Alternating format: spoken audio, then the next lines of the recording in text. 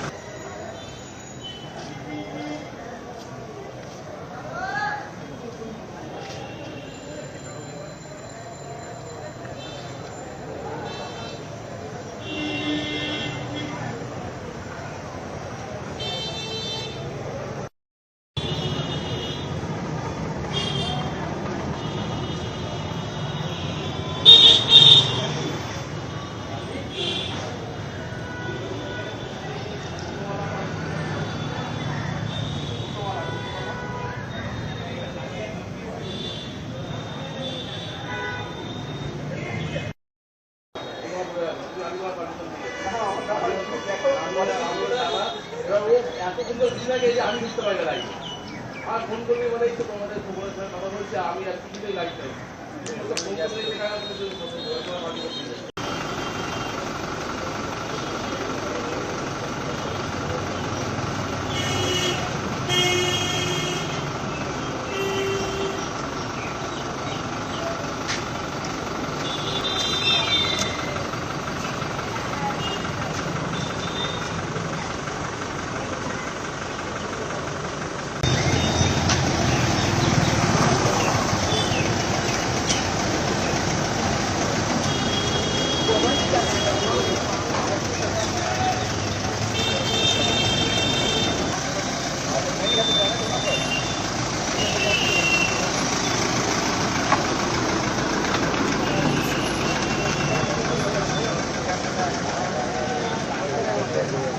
Hello NIA वाले ही है।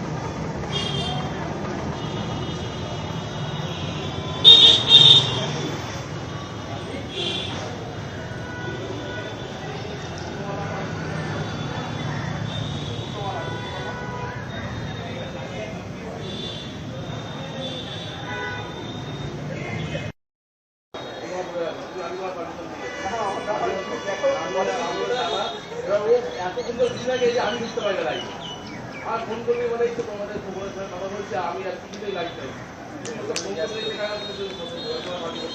NIA যে বিষয়গুলো এবারে খতিয়ে দেখছে, স্বাভাবিকভাবে একটা প্রশ্ন এখানে উঠে আসে, যেহেতু এনআইএ তদন্ত করছে, ইউএপিএ কি এখানে যুক্ত হওয়ার মানে এই সম্ভাবনা কতটা, মানে এই দিকটাও যদি আমাদের দর্শকদের একটু বুঝিয়ে বলো। দেখো, এখনো পর্যন্ত কি এরম কোনো তথ্য বা এনআইএর তরফ থেকে আমাদের সাথে শেয়ার করা হয়নি।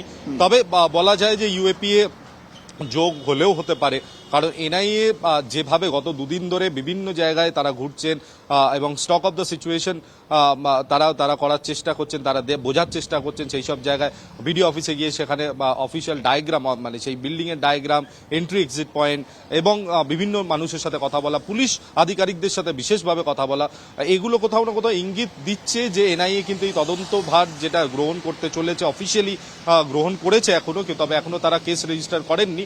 তো সেক্ষেত্রে যে পরবর্তীকালে কেস রেজিস্টার করতে হলে এবং সেখানে যদি ইউএপিএ ধারা যোগ করতে হয়, তাদের কাছে কিন্তু অত্যন্ত সলিড এভিডেন্স থাকতে হবে যে সেই ঘটনা বৃহত্তর চক্রান্তের অন্যতম অংশ ছিল এবং সেটা কোথাও না কোথাও সিকিউরিটি অ্যাপারেটাসকে চ্যালেঞ্জ করার জন্য করা হয়েছিল এই বর্ডার সংলগ্ন এলাকায়। তো সেক্ষেত্রে ইউএপিএ ধারা যোগ যদি হয়, তার আগের যে হোমওয়ার্ক, শুধু ধারা যোগ করলে হয় না, সেই ধারাটা কেন যোগ করতে হচ্ছে সেইটাকেও কোর্টের সামনে এস্টাবলিশ করতে হয়। তো সেই এস্টাবলিশমেন্ট করার জন্য যা যা তথ্য প্রমাণ জোগাড় করার, সেই তথ্য প্রমাণগুলো এখন এনআইএ আধিকারিকরা জোগাড় করছেন।